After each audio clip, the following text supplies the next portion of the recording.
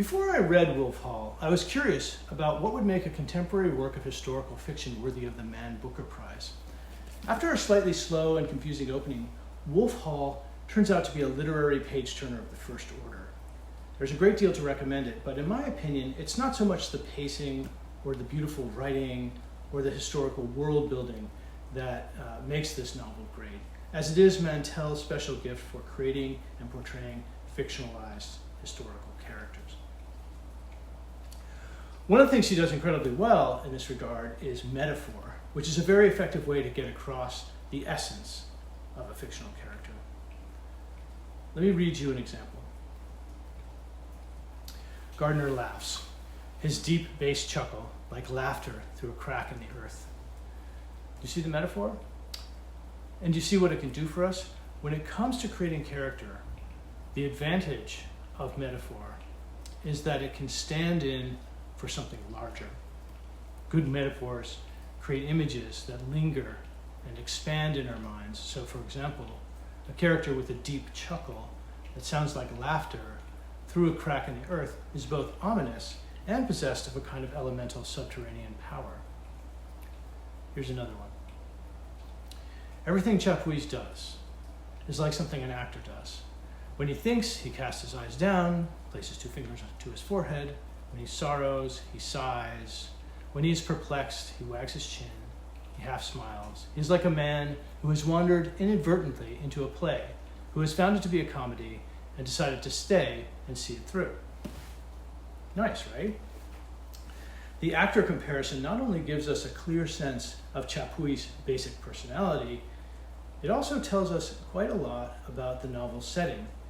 In the Tudor court, everybody is an actor, and all the world is a stage. I don't know about you, but as a reader of historical fiction, I find these character metaphors very effective in capturing their subject, sort of like prose versions of those wonderful portraits by Henry VIII's famously skilled court painter, Hans Holbein.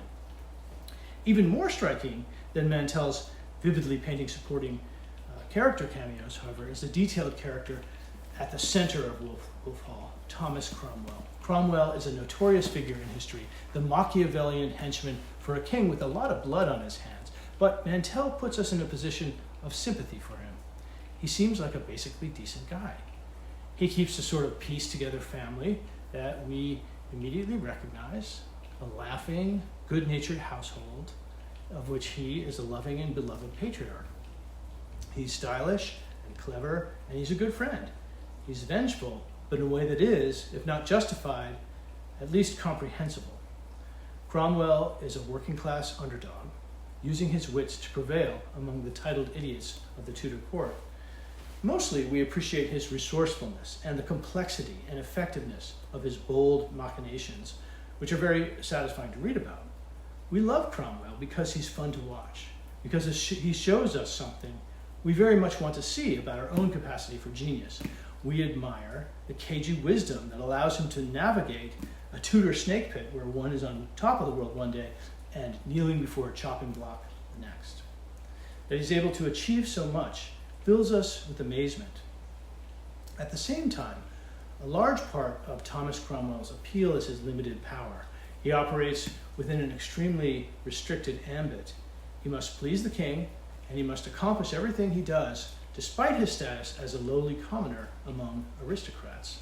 Mantel's portrayal of her main character's clever maneuverings within the tight parameters of these limitations, though set in a long ago and far away outpost in history, feels familiar to us because it echoes the limitations we face in our own lives, from the president on down to your average hamburger flipper. And for me, this is the main reason Mantel's 3-book masterpiece of historical fiction has resonated so profoundly in the hearts of 21st century readers. Because, in a very real sense, Thomas Cromwell's story is our own. I hope that you've enjoyed this, and if you do enjoy this video and the others in this series, feel free to like them or subscribe to my YouTube page. And you can also check my website, www.timweed.com.